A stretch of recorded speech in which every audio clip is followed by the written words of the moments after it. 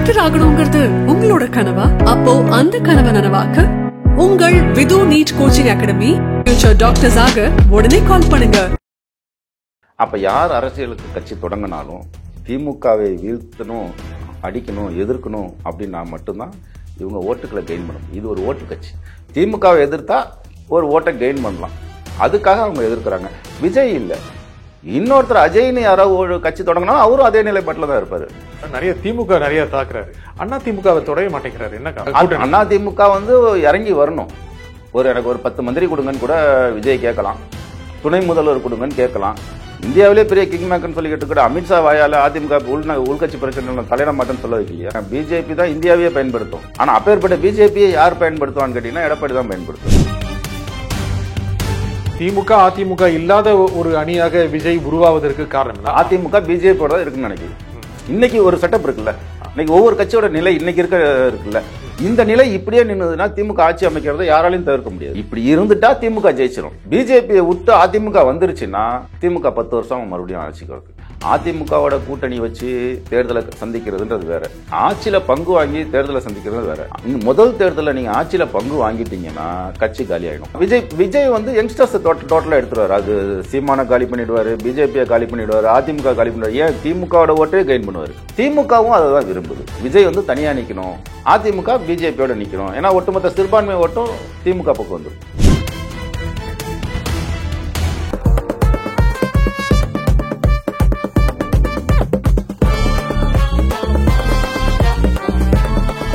வணக்கம் ஆகாயம் நண்பர்களே.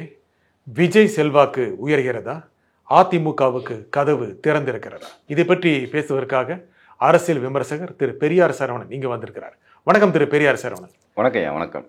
விஜய் செல்வாக்கு உயர்ந்துட்டு இருக்கா? இப்ப சமீபத்தில் நடந்த ஆர்ப்பாட்டம், அதுல கூடின கூட்டம், அவர் பேசின பேச்சு, இதெல்லாம் அவர் அடுத்த கட்டத்துக்கு கொண்டு போயிருக்கிற மாதிரி தெரியுது. அவர் செல்வாக்கு உயருதா? இல்ல, ஆல்ரெடி அது உயர்ந்து தான் இருக்குது. இப்போ அரசியலாக அவங்க வந்து ஒரு ஸ்டெப் வச்சுருக்கிறாங்க. இதை நான் வந்து முதல்ல 2 வருஷத்துக்கு முன்னாடியே விஜய் அரசியலுக்கு வரப்போகிறாருன்னு சொன்னேன். தமிழ்நாட்டில் இருக்கக்கூடிய பல்வேறு தலைவர்கள் எனக்கு கிண்டல் பண்ணாங்க. இதுவும் ரஜினி மாதிரி தான்ப்பா போவோம் அப்படின்னாங்க. இல்லை, அப்படிலாம் இல்லை, இது வேற ஒரு ஃபோர்ஸு அப்படின்னு நான் பல்வேறு உதாரணங்களை சொன்னேன். இந்தியாவிலேயே வெறும் 9 மாதத்தில் ஆட்சியை பிடிச்ச வரலாறு என்டி ராமராவ் வரலாறு தான். என்ன, அதுக்கப்புறம் ஒரு மாப் ஒரு கூட்டம் இருக்குது அப்படின்னா இவருக்கு தான் இருக்குது. இல்லை ரசிகர்கள் ஓட்டாயிடுவான்னு கேட்டாங்க.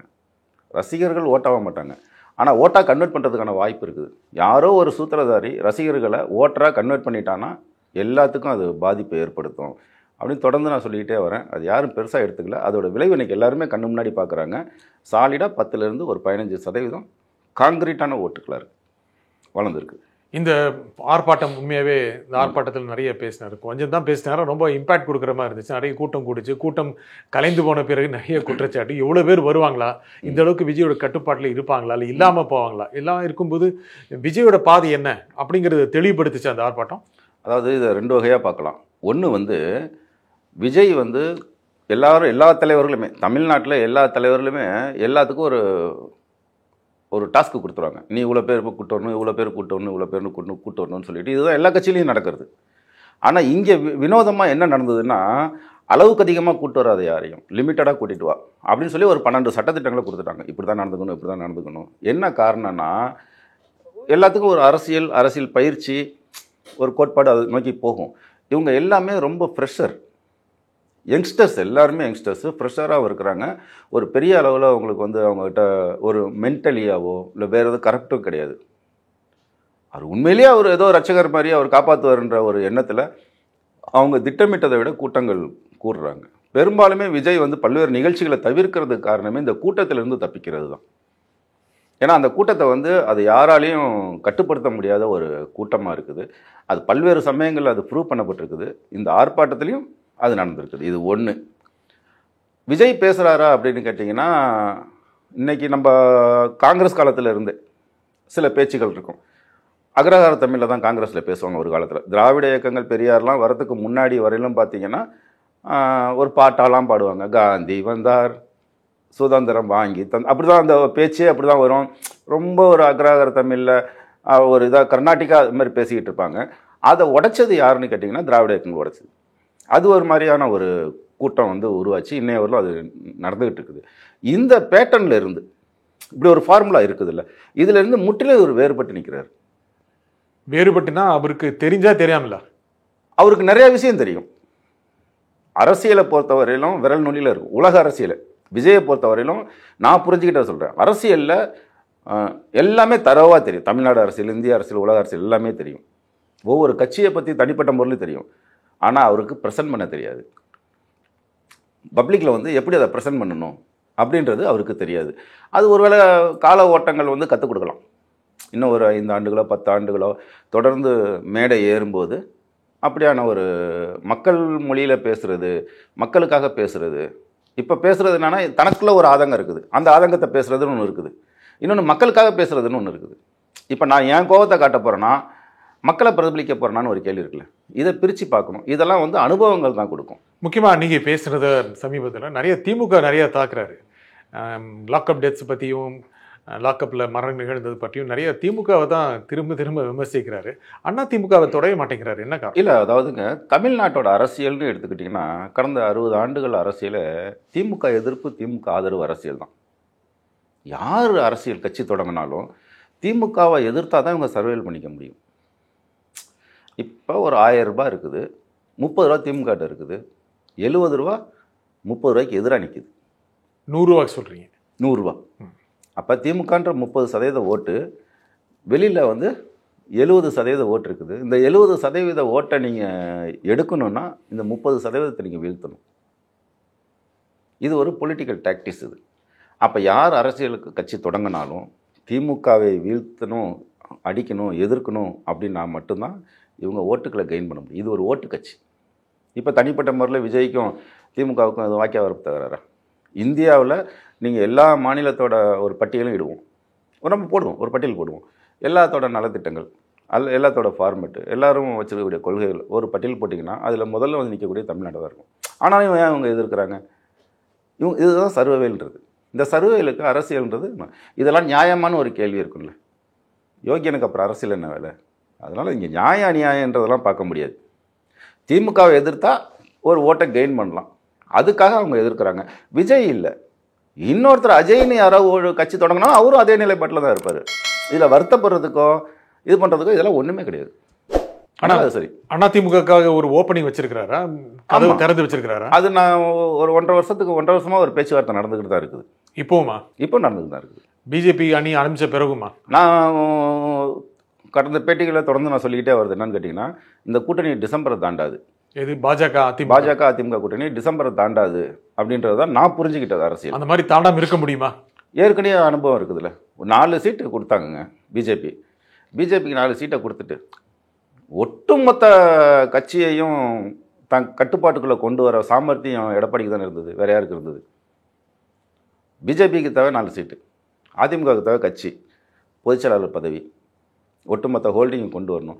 இப்போ இந்த கூட்டணி கூட சில விஷயங்கள், இந்த கூட்டணி கூட வச்சது நியாயம்தான் சொல்லுவேன் நான். பிஜேபியோட கூட்டணி வச்சது நியாயம்தான். ஏன் நியாயம்தான்? நீங்கள் அதிமுகவாக இருந்து பார்க்கணும். அப்போ அதிமுகவாக இருந்து பார்க்கணுன்னா என்ன? இப்போ ஹிட்லரை நீங்கள் புரிஞ்சிக்கணும் அப்படின்னா குறைஞ்ச ஜெர்மனியனாக இருந்தால் தான் ஹிட்லரை புரிஞ்சிக்க முடியும். அதிமுகவில் இருந்தால் தான் நீங்கள் வந்து எடப்பாடி பழனிசாமி புரிஞ்சிக்க முடியும். ஒரு பக்கம் சசிகலா சாதாரண ஆளா? எவ்வளோ பெரிய ஆள். தினகரன் ஆள் பலத்திலையும் பணம் பலத்திலையும் பெரிய ஆள். இன்னொன்று தமிழ்நாட்டு ஏக்நாத் சிண்டேவா உருவாக்கப்பட்ட செங்கோட்டையன். இவங்களுக்கெல்லாம் ஒருத்தன் திமுக கண்ணிலே வரல விட்டு அண்ணாமலை ஒரே பல்ல அடித்து தூக்கி போடலையா? ஒரு கூட்டணின்ற ஒரு அறிவிப்பு வச்சுக்கிட்டு. அது மட்டும் இல்லை, இந்தியாவிலே பெரிய கிங் மேக்கர்னு சொல்லிக்கிட்டு கூட அமித்ஷா வாயால் அதிமுக உள்கட்சி பிரச்சனை தலையிட மாட்டேன்னு சொல்ல வைக்கலையா? அப்போ அமித்ஷா பெரியாளா, எடப்பாடி பெரியாளா? அப்போ இப்போ வந்து ஒரு சிவில் வழக்கு ஒன்று இருக்குது, அதுவும் தேர்தல் ஆணையத்துக்கு வந்துருச்சு. அப்போ அந்த ஒரு சிக்கல் மட்டும் ஒரு சின்ன ஒரு ஷூவில் விழுந்த ஒரு மணல் துகள் மாதிரி அது உறுத்திக்கிட்டு தான் இருக்குது. அதற்காக கூட இந்த காம்ப்ரமைஸாக இருக்கலாம், பிஜேபியோட இருக்க காம்ப்ரமைஸாக இருக்கலாம். சொல்கிறீங்க டிசம்பர் தாண்டாது அப்படின்னு, அது பிஜேபிக்கும் தெரியுமா? நல்லாவே தெரியும். அதனால தான் அமித்ஷா இறுக்கி பிடிக்கிறாரு, கூட்டணி அமைப்போம் அப்படின்னு சொல்கிறதெல்லாம் வெறுப்பில் சொல்கிறது. நீங்கள் என்ன நினைக்கிறீங்கன்னா அவங்க ஆசையை சொல்கிறாங்கன்னு நினைக்கிறீங்க, வெறுப்பேற்றுறாங்க. இது எச்சரிக்கையாக இரு.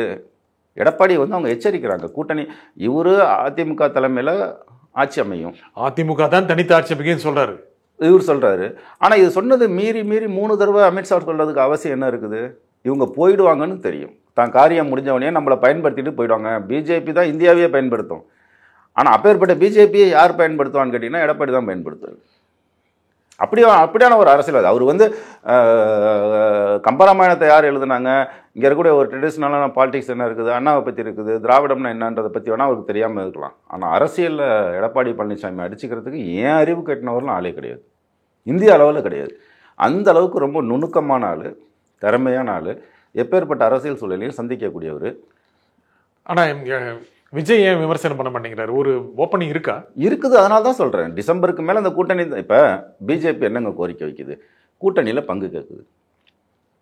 அறிவுள்ளவன் என்ன யோசிப்பான், உனக்கு பங்கு கொடுக்கறதுக்கு நான் விஜய் கொடுத்துட்டு போயிடுவேன்னு நினைப்பான். இவ்வளவுதானே, உனக்கு நான் பங்கு கொடுக்கணும், அதனை பேர் விஜய் கொடுத்துட்டு போயிடுறேன். விஜய் தனியாக போகிறேன்னு ஆசைப்படுறாரு, முதலமைச்சர் ஆனு நினைக்கிறாரு. நம்ம ஊர் சொல்லிக்கலையா, அன்புமணி ராமதாஸ் சொல்லிக்கலையா, முதல்வர் வேட்பாளர் இவர் தான் அடுத்த முதல்வர். அது நான் என்ன சொல்கிறேன், விஜய் கட்சி தொடங்கினது நோக்கம் முதல்வர் ஆகிறதுக்கா இல்லையா, அதை வெளிப்படுத்துறதா உங்களுக்கு உரிமை இருக்கா இல்லையா, தாராளமாக வெளிப்படுத்திட்டு போகிறாங்க. இதில் என்ன இருக்குது? ஆனால் முதல்வர் ஆறுன்னு சொல்லி கட்சி ஆரம்பிச்சுட்டு அதிமுக கூட்டணி அமைப்பு எல்லா கட்சியும் அப்படி தாங்க ஆரம்பிக்கிறாங்க. தமிழ்நாட்டு அரசியலை பிடிக்கணும், திமுக வீழ்த்தணும், எல்லாரோட கட்சி தொடங்குறதோட நோக்கமே அதுதான். ஆனால் இதெல்லாம் நடக்குதா நடக்கலையான்றதெல்லாம் வந்து நமக்கு கவலை இல்லை. மக்களும் அதை பற்றி பின்னாடி இதை சொல்லி தானே நீ வந்தேன்னு மக்களும் பின்னாடி கேட்க போகிறது இல்லை. ஏன்னா வேற ஒரு பிரச்சனை மக்களுக்கும் வந்துடும், இவங்களுக்கும் வேறு பிரச்சனை வந்துடும். அதனால் இதை சொல்லிக்கலாம், அரசியலில் வந்து எல்லாமே சாத்தியம்தாங்க. விஜய் முதலமைச்சர் ஆக மாட்டாரா? 15% வாய்ப்பு இல்லை. இப்போ கிடைக்க போகிறது, இப்போ கிடைக்க போகிறதா சொல்கிறேன். அது அதிமுக வந்து இறங்கி வரணும். எனக்கு ஒரு 10 மந்திரி கொடுங்கன்னு கூட விஜய் கேட்கலாம், துணை முதல்வர் கொடுங்கன்னு கேட்கலாம். இது 2 கேட்டாலும் அவங்களோட இண்டிவிஜுவாலிட்டி போயிடுமோன்ற ஒரு பயம் அவங்களுக்கு இருக்குது, விஜய்க்கு இருக்குது. நாம் இவங்களுக்கு ஏன் கொடுக்கணும், நம்ம தான் ஒரு மேஜர் பார்ட்னராக இருக்கிறோம், நம்ம தான் தமிழ்நாட்டில் வந்து ஒரு லீடிங் பார்ட்டி, நாம் ஏன் கொடுக்கணும் அப்படின்ற இந்த 2 இழுபறி இருக்குது பார்த்தீங்களா, இதில் தான் நிற்கிது. மற்றபடி 60 சீட்டு வரலும் கொடுக்கறதுக்கான பேச்சுவார்த்தை முடிஞ்சுது. இந்த இழுபறி 60 சீட்லேயே இருக்கு. 60 சீட்டு ப்ளஸ் வந்து மந்திரி பதவி, துணை முதல்வர் இவ்வளவு இருக்குது. அது யாருக்கு? இவங்க என்ன சொல்லுவாங்க, எல்லா தேர்தல் செலவையும் நான் பார்த்துக்கிறேன், நீங்கள் வாங்கன்னு சொல்லி அதிமுக அடுத்த ஆப்ஷன் வைக்கலாம், ஒரு டோர் திறக்கலாம். ஒட்டுமொத்தமாக தேர்தல் செலவு நீங்கள் எத்தனை வேட்பாளர் நிற்கிறீங்க அவ்வளோ நான் பார்த்துக்கிறேன்னு கூட அவங்க கோரிக்கை வைக்கலாம். இது வந்து பார்கன் பின்னாடி போகும். ஆனால் டிசம்பர் வரலும் டைம் இருக்குது, நம்ம காத்திருக்கலாம். திமுக என்ன நினைக்குதுன்னு ஒரு கேள்வி இருக்குல்ல. இந்த ஒரு கேம் இப்படி நடந்துகிட்டு இருக்கும்போது திமுக பிஜேபியோட தான் இருக்கணும்னு நினைக்குது. யாரு? அதிமுக பிஜேபியோட தான் இருக்குன்னு நினைக்குது.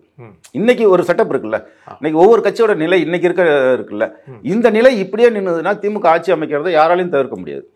நிலை அப்படி இருக்குமா மாறுமா? இப்படி இருந்துட்டா திமுக ஜெயிச்சிடும். பிஜேபியை விட்டு அதிமுக வந்துருச்சுன்னா திமுக 10 வருஷம் மறுபடியும் ஆட்சிக்கு வருது. அவ்வளவு பெரிய சக்தியா இப்போ அதிமுக? கண்டிப்பா பெரிய சக்தி. எப்படி? போன ட்ரிப்பு 2021 எலெக்ஷன்ல திமுக 27, இது 22%. ரெண்டுத்துக்கும் வேரியேஷன் எவ்வளோன்னு பார்த்தீங்கன்னா 5%. சீமான் வாங்கினது 8%. நடுவில் புகுந்து சீமான் தான் ஓட்டை பிரிச்சாரு. புரியுதுங்களா? இப்போ அதனால தான் நான் சொல்கிறேன், இப்போ என்ன பண்ணுறாங்கன்னு கேட்டிங்கன்னா, இவங்கள வந்து சீமான் 5%, 8 இல்லை 6.6 சில்லறச்சு, இப்போ 8.2. அப்போ இடையில வந்து ஓட்டை பிரித்தது வந்து சீமான் தான் பிரித்தார். 6.8 சம்திங், 6.8. அது வந்து சீமான் தான் வந்து திமுக ஓட்டை எதிர் ஓட்டெல்லாம் அறுவடை பண்ணிவிட்டு அந்த திமுக ஓட்டு அதிமுகவுக்கு போகாமல் தடுத்தது சீமான் தான். அந்த ரோல் பண்ணுறதுக்கு விஜயை தூண்டுது. எது தூண்டுது? திமுக தூண்டிக்கிட்டு இருக்கு.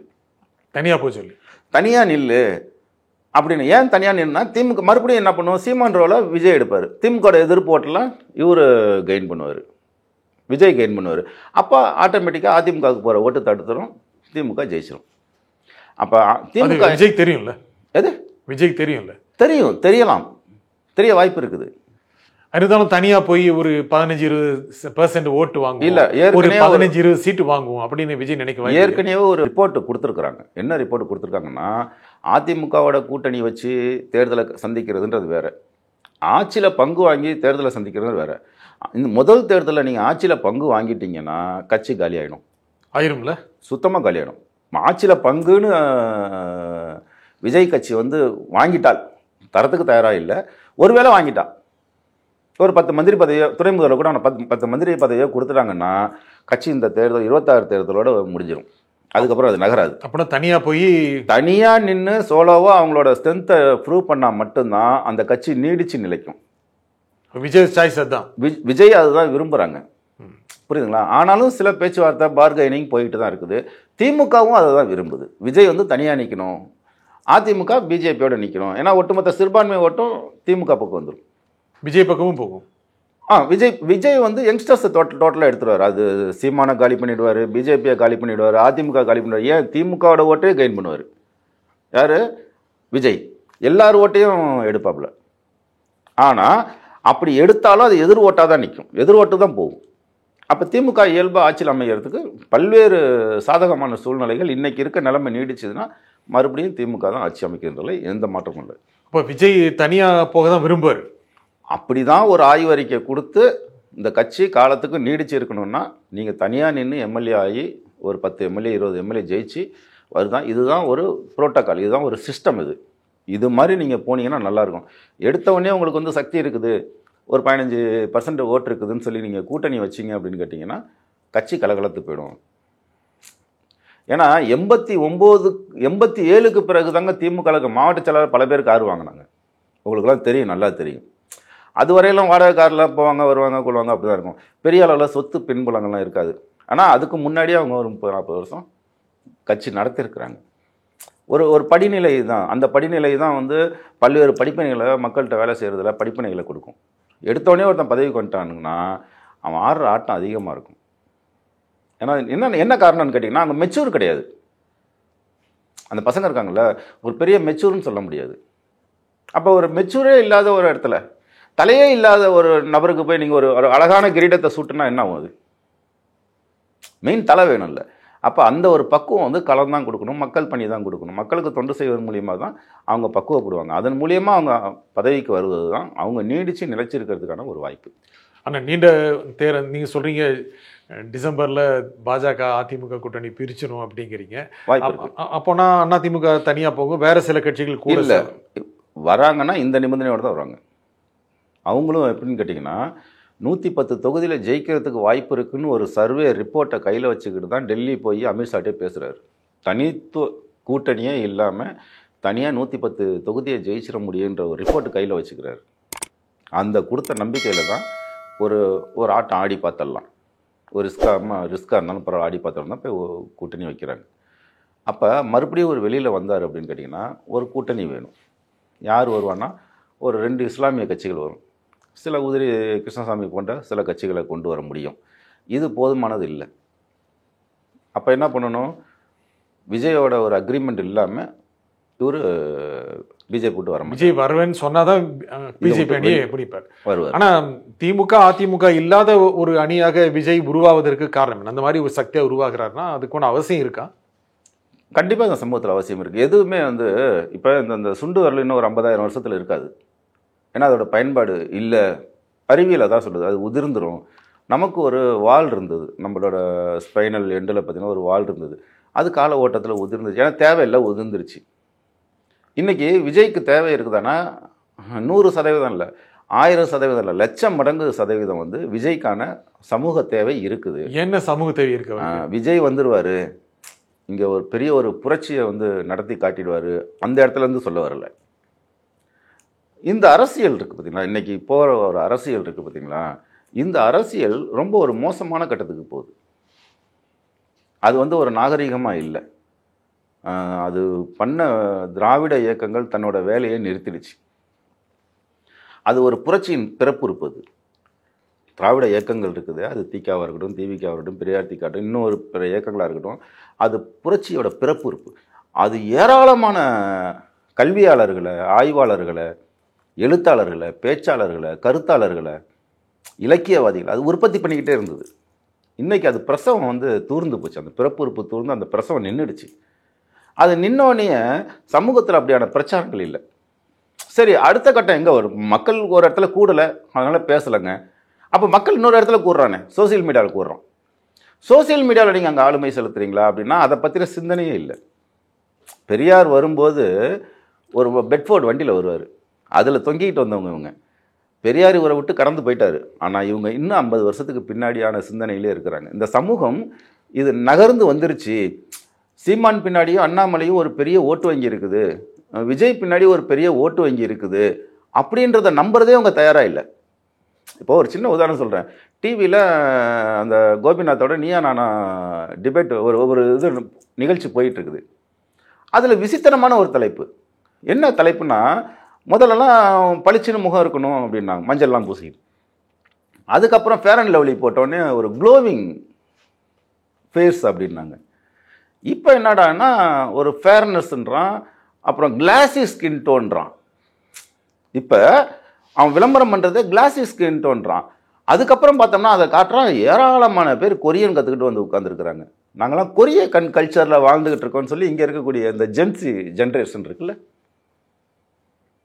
கொரியன் மாதிரியே எனக்கு ஸ்கின் வந்து கிளாஸியாக இருக்கணும்.